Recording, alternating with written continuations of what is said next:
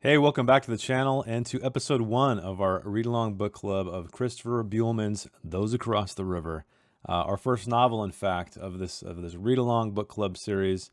And so it's going to be interesting to see if I remember all the details of this stuff. Before I move on, don't forget to like this video, comment down below, tell me what you're liking about the book so far because, that helps feed the algorithm. That will bring us even more readers to read along with here, as well as on the Discord. Oh yeah, Discord. If you didn't know, I have a Discord and I have a channel completely dedicated to this read-along where we're having some disagreements. Yes, I will not spoil those disagreements, but perhaps I will talk about them a little bit, just a little bit. Whether or not you're finding this late or reading along with us right now, all of that stuff will be archived there forever. And then I'm sure a lot of these people who've read these books will be happy to further discuss them even after the series is completed. So check out the link in the description to join for free. All right, so what do we know about this book so far? Well, we know it's a horror book. Well, we knew that before we got into it.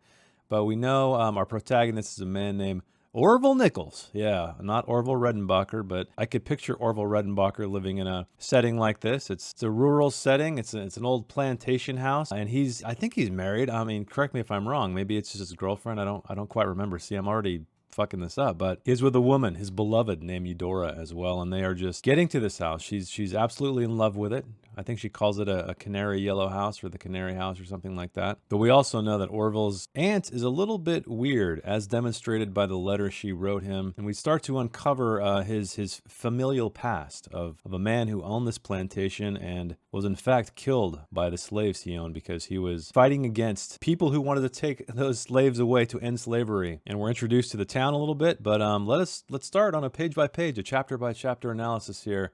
And I highlighted some things because, I can't remember all this stuff, guys. If I miss anything, please, please, please comment below. Tell me I'm an idiot. Tell me on the Discord that I need to remember things more clearly if I should be making videos like these. Anyway, let us begin with the prologue. The prologue, and this is sort of one of the beginning of our disagreements.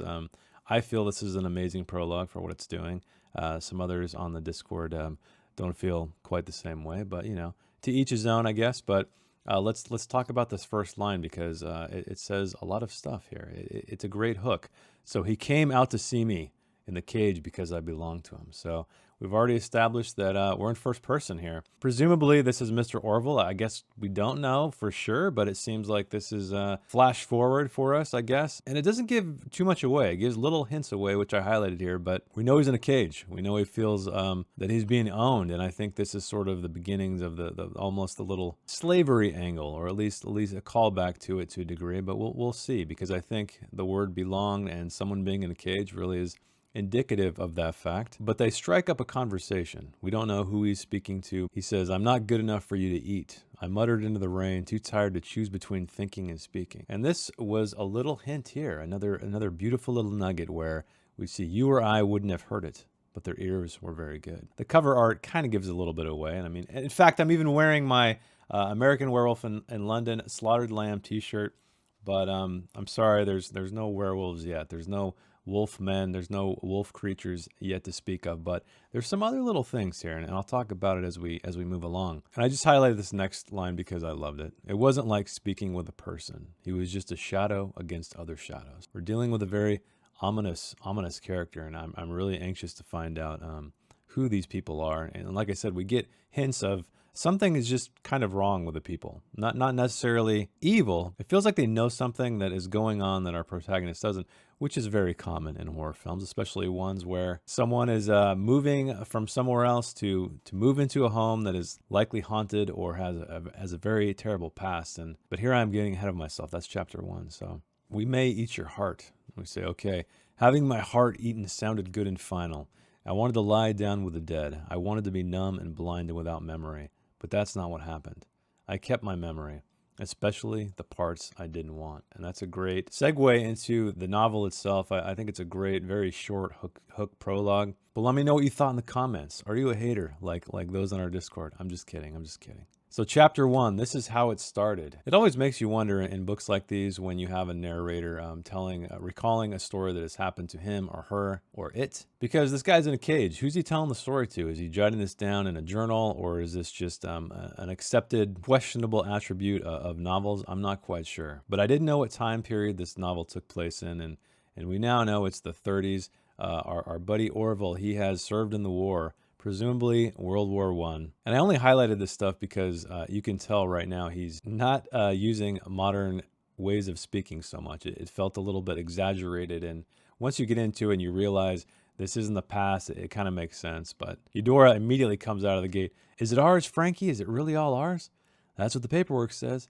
It's such a fine yellow. I think I'll call it the Canary House. Will you call it that with me? Or will you feel silly? The Canary House suits me fine. She grinned and gave me a flash for her mismatched eyes. One lake gray and one shallow green. So this is interesting too because of the subject matter we're dealing with, right? We're dealing with creatures potentially. At least that's what I'm hoping we're dealing with. And I should mention that too. I really appreciate in this book is that we're not given a lot of information up front. It's teased out. I feel like every chapter we're learning something new that I can only imagine will be very relevant to the story as we dig on. And so again, that's why I like reading these so closely, because it gives me an opportunity to spot these things, and then, hopefully the resolution is that much more powerful. So this couple, they are moving into this old house, and the movers, they show up, but there's one little note here, another little hint of something's up. That was why the blood stood out. Just a little bit of it, no more than a paintbrush would flick, but fresh.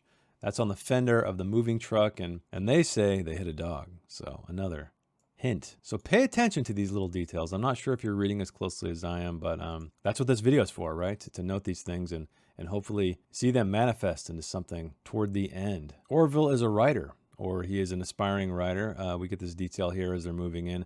Perhaps this was the required sacrifice for all the good writing I hope to do. And that's him responding to the fact that he's helping these movers in. And I just highlighted this because this, again, is another great line indicative of the time period. I don't believe anybody I know, or I'm sure there's some remote areas of the country, of the United States, that say Holy Ghost hellfire when they smash their fingers, but none that I'm very aware of. We also learn that our protagonist has a missing finger, so he's been through some stuff, and later on we learn about some scars he has from the war. I highlighted this because it made me laugh. I went outside shaking my hand and found Dora lying across the hood of the Ford. She had poured herself deerishly across it upside down, letting the hot metal sting her back through her thin dress. So that's a very visual description right there. It's kind of ridiculous to a degree, and I think that's just going to further emphasize and demonstrate Eudora's personality. She's very carefree. She's very forthcoming. She's very open. She's very friendly. All of these things, and you can see here she's almost cartoonish a little bit in that regard. Or maybe people did that in the 30s. They just splayed themselves across the hoods of cars. And this is when we first learn of Orville Francis Nichols' name, which again, I don't really know anybody named Orville. Let me know though. Do you know anybody named Orville? Because I'm sure he gets a lot of shit for that name. And I didn't know who Nick Bottom was. So Nick Bottom is in Midsummer Night's Dream, a Shakespeare play, and I have to admit I don't really care for Shakespeare. I remember having to read a lot of it in high school and just never really got into it. I know that's probably a very unpopular opinion, but that's why I highlighted it, because I had to look it up. And then when the movers are they reveal another item that is quite curious. So I left her in the kitchen and in the living room nearly ran into the larger man who was cradling my cannon in his arms. So we know that Orville owns a cannon, and he shoots it on the 4th of July sometimes. But the reason why I highlighted it is there's this thing called Chekhov's gun, and he has a rule, a saying of some kind where if you show a gun, it must go off. And so we've already been told that Orville does shoot this gun from time to time. So I'm curious to see if he uses this cannon to fend off some wolves. We shall see as we progress. And another character trait, his hearing isn't so good. And I love these interesting, almost asides, these kind of breaking the fourth wall with a reader. When your hearing goes, you'll learn that trick too. And I love this too, because all this room where they're hauling all of his stuff into, all of his manly things, all of the naughty masculine things went into the study. If it exploded, fired a projectile, and had a sharp edge, or contained more alcohol than wine, it went into the study. If it was made of wood or leather, or was more than 50 years old, without any sort of lace or floral design, it went into the study. Typewriter, globe, books, binoculars, Drambuie? I don't even know what that is. What is that? Oh, it's Southern whiskey. That's why I don't know what it is, because I don't drink, ladies and gentlemen. But he was going to love that goddamn room.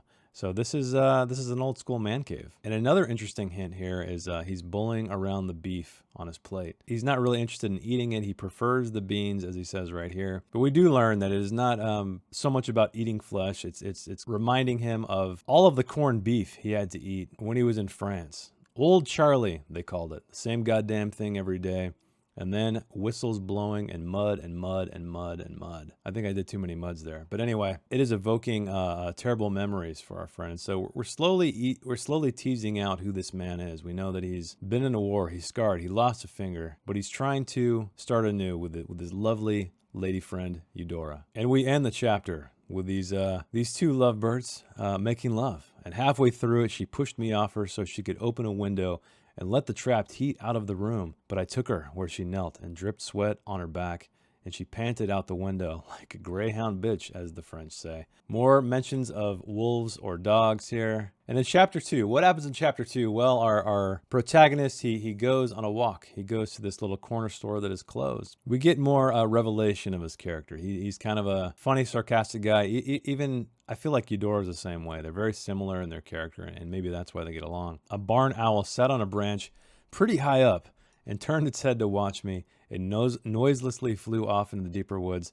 Maybe I was so handsome, it just had to tell somebody. So this guy, he's having a good time. And his spirits are very uplifted. And that's a very common trend or a common trope in horror films where people are trying to start anew. They're trying to start afresh. They're moving into a new house, starting a new life, something like that. And everything is all cheery until it's not. And so it'll be interesting to see these characters to devolve into the horror that awaits them. At least I hope so. And a beautiful description of this building. It sat just off the main square, up on blocks like houses. Asymmetrical in build, almost trapezoid, and leprous with flaking white paint.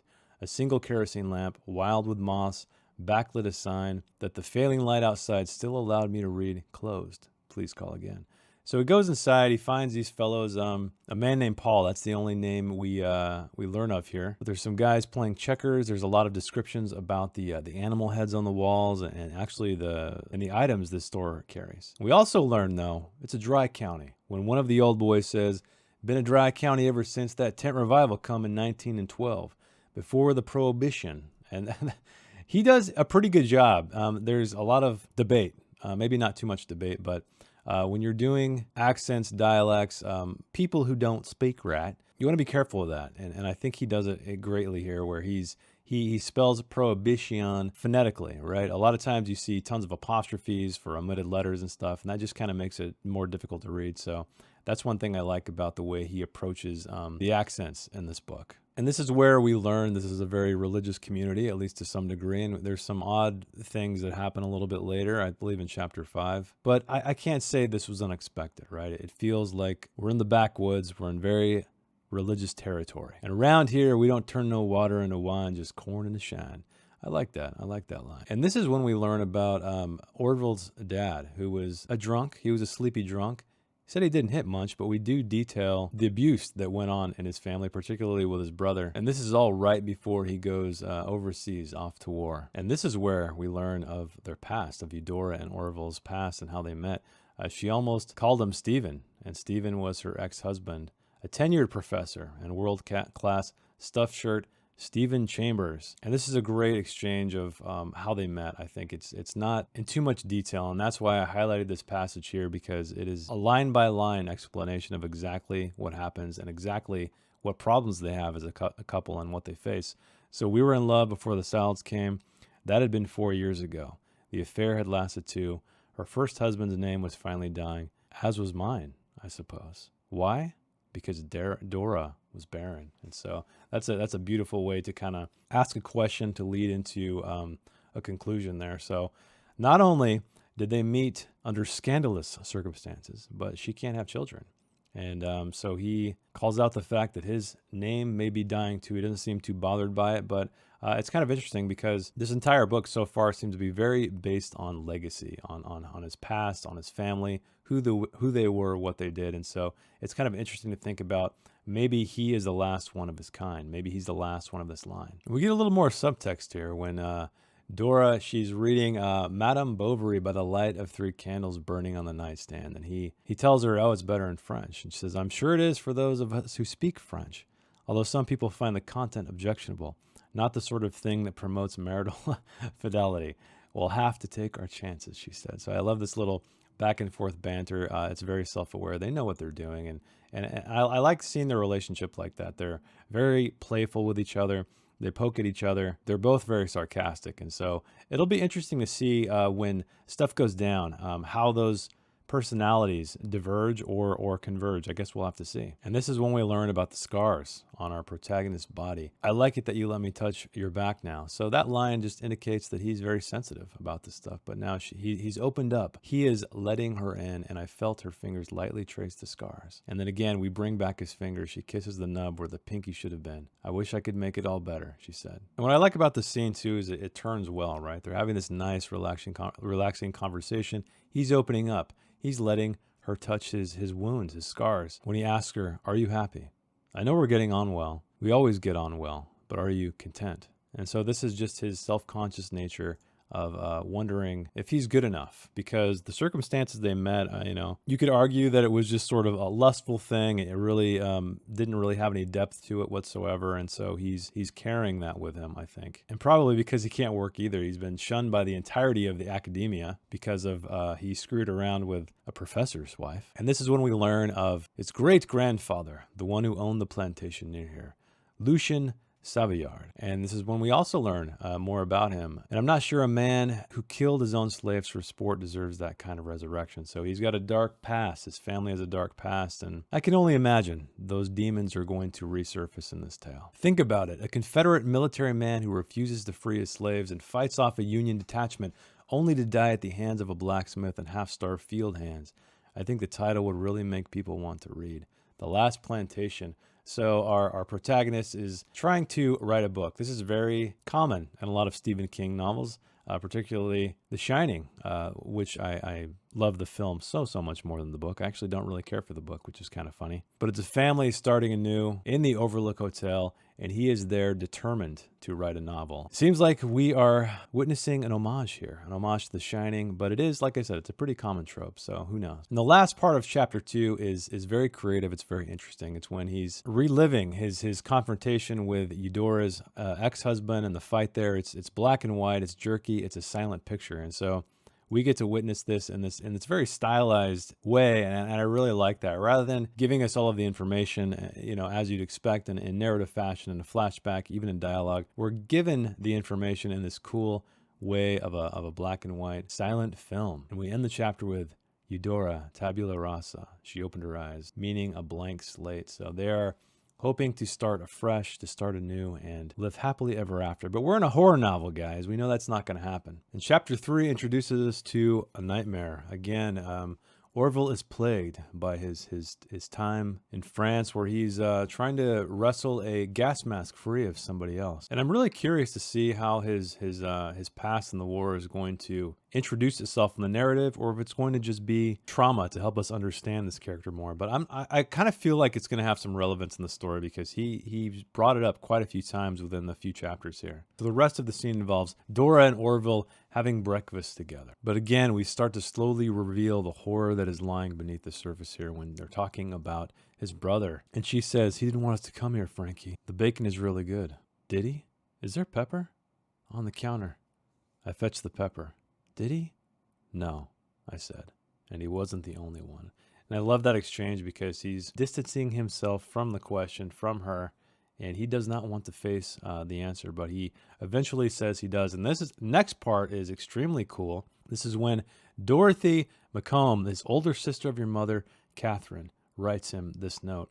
And it's funny because she slowly devolves in this letter, and it's really interesting to see that happen on the page, because at first you start to know little typos here and there, and then it just gets worse and worse and worse, and kind of almost like showing that she's has some kind of madness she's dealing with. So we start having things like lowercase letters, after periods, commas that are ending sentences, and then just this last passage that is completely nuts. So here, and my stomach hurts and I must stop. Hopes to meet you in the Canaan's land, Dorothy McComb, Dottie, whom God of Abraham soon fetches home. Kiss and a kiss where you stay wisely. in the north away from them. Who are they? Are they the ones who live across the river? And we do, in fact, meet up with this river later in this book. And not only that, but there is a handwritten note to this letter.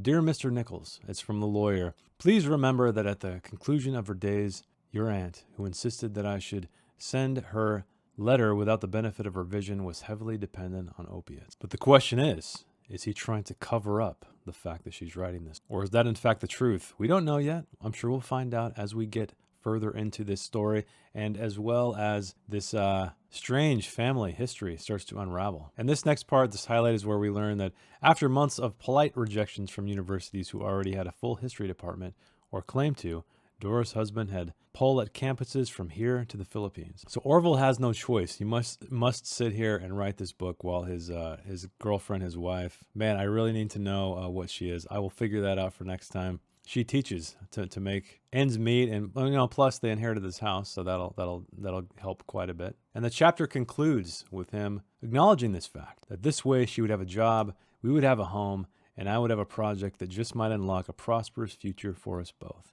That is why and how, in the summer of 1935, we settled into our rural castle, and oh, what a kingdom it overlooked. So a great ending to a chapter, and despite all the roadblocks and the hurdles that this couple has to face, they're hopeful, right? It's a fresh start. It's a tabula rasa. We know how this is going to go, guys. We know. But at least he's setting the stage, right? He's painting a picture we're familiar with, and I think for things to go very badly, they must start out good. Which makes me laugh. I was thinking about that. Like, what if Donald Ray Pollock, who wrote Knock 'em Stiff, wrote a horror book? Would they start out like really shitty and just get shittier, or would they kind of use the experience as a learning experience and become better? That's something to think about. And in chapter 4, finally the river, from the title, "River's far as I'm going today," Lester said. So we meet this man named Lester who is guiding our protagonist through this forest, showing him around, just giving him the lay of the land, essentially. He's taking photographs, and they finally make it to this river. Now we stared across the slowly running water. I don't mind stretching my legs for old Dottie's Ken.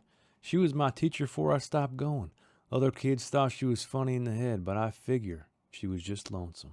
More keys to Dottie's mental state, right? So we saw that her lawyer is saying she was just, saturated with opiates, and that's why she was writing that way. But I'm curious, right? All this stuff's really piquing my interest. It's really starting to pave the way of intrigue, of mystery. And I only highlighted this next part because it made me laugh, right? And they're asking about playing baseball. Shame, I know you're an older fella, but you still look fits. Why, I asked. Hell, my pop plays sometimes, and he's older than God's baby shoes. I haven't heard that one. I'm curious for those of you who live in the southern states, if that's a common expression. I'd love to know. When you say the woods are mean, just stories Papa tells to scare the kids. Ain't stories. Would you come with me if I didn't have a game? No, sir, not today. Tomorrow? No, sir, not tomorrow neither. So this river, or those across the river, seem to be mean, seem to be evil, and I can't wait to cross that river because we know, right? Lester's piqued Orville's interest here. He wants to know what lies on the other side of that bank. But Lester, he takes off. He's like, I'm getting the fuck out of here. And our protagonist, Orville, I took a long look at the woods before I caught up with Lester's retreating form, and for a moment I thought I might cross the river. It was funny how much thicker and darker the woods were just across the lazy body of water, as if a march by dogwoods and maples and live oak had been halted, just as the banks and now the river was a frontier between them and their smaller, less robust cousins. But I'm skirting the real reason I didn't cross the river. I didn't go because the woods didn't want me in them, and I didn't want to go alone. It makes you wonder, do you think he's going to convince Eudora to go with him into these woods, or do you think he's just going to brave it himself? We shall see, hopefully in the next few chapters. And the rest of this chapter, we are introduced more into Orville's past, his familial past, his family, and it's kind of messing with him. He's out there chopping wood, and I love these little interjections of him, hef, chop, hef, chop. It gives a really great visual cadence to this entire scene and sort of breaks up his thought processes. So we learn a little bit more about his great-grandfather here in this detailed little highlight. Just after the war, he wouldn't turn his slaves loose. The Federals tried to make him, but he got men from Whitbrow and Morgan to help him drive them off. The slaves revolted and murdered him, as well as his wife and overseers, and the dogs they used to chase them with, and the horses. They chopped them all up and put them in a common pit and burned them.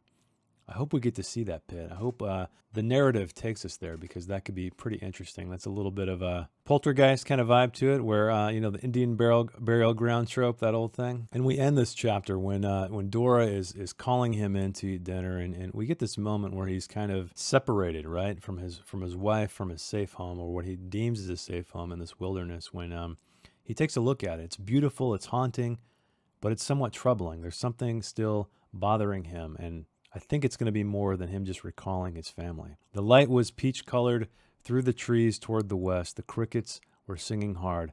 I got out a cigarette and had just opened the hood of my lighter when a mosquito whined in my ear.